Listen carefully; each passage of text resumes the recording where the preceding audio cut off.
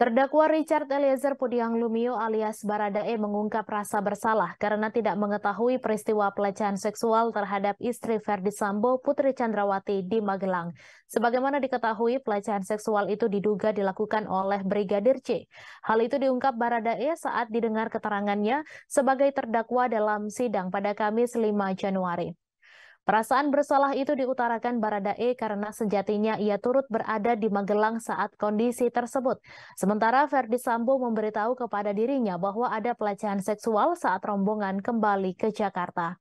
Sebelumnya, terdakwa Richard Eliezer membeberkan perintah dari mantan Kadif Propam Polri Verdi Sambo saat meyakini jika harkat dan martabatnya sebagai anggota Polri dihina oleh Brigadir Yosua. Baradae menyebut bahwa Verdi Sambo sangat emosional dan mengucap jika Brigadir C harus meninggal dunia. Hal itu diungkapkan oleh Baradae saat diperiksa dalam kapasitasnya sebagai terdakwa pada sidang pada Kamis 5 Januari hari ini. Pernyataan itu diungkapkan oleh Verdi Sambo diyakini saat sebelum mengeksekusi Brigadir C dengan menembaknya di rumah dinas Komplek Polri Duren 3 Jakarta Selatan. Saat itu Baradae mengaku hanya terdiam dan merasa bingung dengan kondisi tersebut.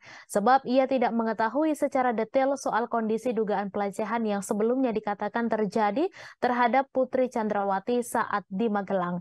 Verdi Sambo saat itu memerintahkan kepada Baradae untuk membunuh Brigadir C dengan dalih akan turut membackingi Baradae jika ada permasalahan.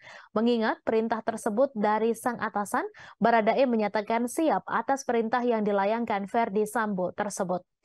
Diketahui Brigadir Yosua Huta Barat menjadi korban pembunuhan berencana yang diotaki Verdi Sambo pada 8 Juli 2022 lalu. Brigadir Yosua tewas setelah dieksekusi di rumah dinas Sambo di Duren 3, Jakarta Selatan. Pembunuhan itu terjadi diyakini setelah Putri Chandrawati bercerita kepada Verdi Sambo karena terjadi pelecehan seksual di Magelang.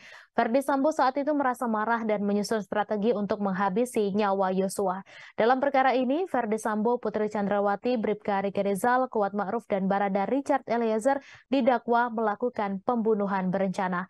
Kelima terdakwa didakwa melanggar pasal 340 subsider pasal 338 KUHP, junto pasal 55 ayat 1 ke 1 KUHP dengan ancaman maksimal hukuman mati.